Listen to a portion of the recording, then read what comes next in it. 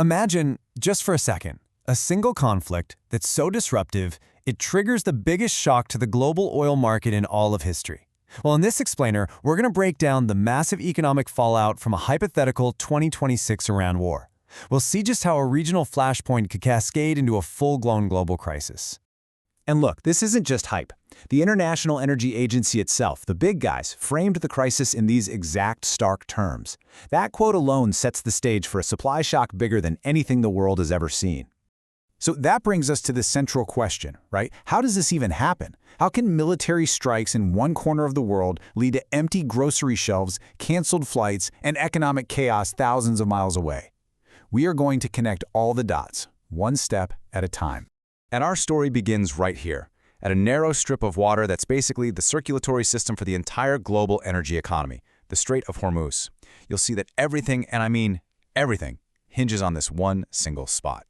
So the first domino falls on February 28, 2026, when these airstrikes begin. The market's reaction? It's immediate and it's brutal. In just 2 days, oil prices jump. But the really critical move comes on March 4th.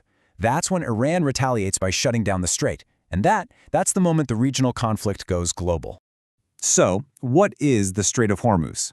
Well, think of it like the only exit ramp for the entire Persian Gulf.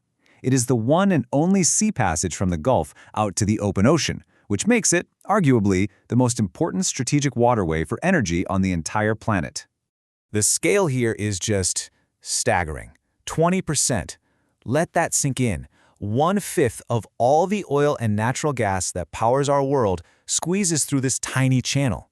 So when it closes, 1/5 of the world's energy supply is effectively trapped. And that is precisely why this is so catastrophic. Okay, so from here, the first and most devastating impact is felt at ground zero, the Gulf nations themselves. Their entire economic model, built over decades, just begins to unravel with shocking speed. The very first symptom is pure panic in the energy markets. Brent crude, which is the global benchmark for oil, just rockets past $120 a barrel. Energy producers like Qatar, they're forced to declare force majeure, which is basically telling their customers, sorry, we can't fulfill our contracts. The flow of money just stops, dead in its tracks. But it gets so much worse because this reveals a terrifying vulnerability. With the strait closed, 70% of food imports are cut off. For countries like Kuwait and Qatar, strikes on their desalination plants threaten 99% of their drinking water. Exports are stranded, essentials can't get in. It's a total systemic collapse. You know, the crucial thing to understand is that this goes way beyond economics. It absolutely shatters a perception that's been built up for decades. The whole idea of the Gulf as this stable, secure hub for global business and talent, that narrative just ends. The psychological impact is profound and, according to analysts, probably irreversible. And now, the shock wave begins to travel. The first to feel it are the continents that depend most on Gulf energy, Europe and Asia. Europe gets hit, and gets hit particularly hard. The crisis kicks off after a harsh winter has already drained its gas reserves down to just 30% capacity. So with Qatari LNG shipments suddenly suspended, benchmark gas prices nearly double. Economists start warning about recession for industrial powerhouses like Germany and Italy, and in the UK, inflation is forecast to spike past 5%. So you might be wondering, how does this stack up against the famous oil crisis of the 1970s? Well, it's different in some really key ways. For one, the supply shock this time is actually larger, and its impact is way more global, hitting developing Asian nations the hardest, which is a big change from the West-centric crisis of the 70s. And that brings us to Asia. You gotta remember, countries like China, India, Japan, and South Korea are the main customers for Gulf energy. With their primary suppliers suddenly cut off, spot prices for liquefied natural gas more than double, sending a massive jolt through the world's fastest-growing economies. Okay, at this point, the ripple has officially turned into a tsunami. The crisis isn't just about energy anymore. It's about everything. It starts to infect every single corner of the global economy. You could feel the fear in the financial markets almost immediately. On March 2nd alone, the Dow Jones dropped over 400 points, and markets in Europe and Asia fell even harder. And this wasn't just a reaction to oil prices. It was a reaction to this profound uncertainty about the entire future of global trade.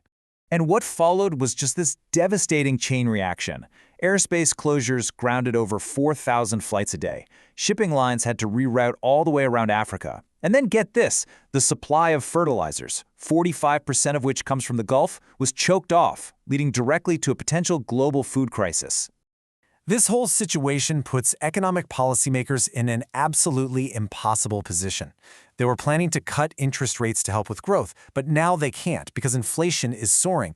This raises the terrifying specter of stagflation, which is the worst of both worlds, where the economy just stalls but prices keep rising. So finally, let's look at the long-term aftermath. A crisis like this doesn't just end. It fundamentally transforms the global landscape, both economically and, maybe most importantly, on a human level. And let's not forget the human cost here. This number, over 220,000, represents just the Indian nationals who were repatriated. They were part of a mass exodus of foreign workers whose lives and livelihoods were completely turned upside down. This crisis created a whole different kind of refugee crisis, one built on economic collapse. So what's the new normal? Well, the world that emerges from this is just different. There's a huge, accelerated push for renewable energy. Global trade is forced to completely reevaluate its reliance on these choke points. For the Gulf, that era of guaranteed stability is over, and geopolitical calculations all over the world have to be completely redrawn. You know, in the end, the crisis did more than just break supply chains. It broke an illusion.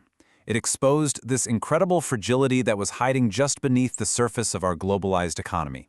And the social and psychological scars, that loss of trust and security, analysts say those are things that are very unlikely to fade. Which really leaves us with one final, crucial question. This whole, massive, global event started in one specific region, but its effects touched literally everyone. It forces us to ask, in a world this interconnected, can we ever really consider a major crisis to be someone else's problem?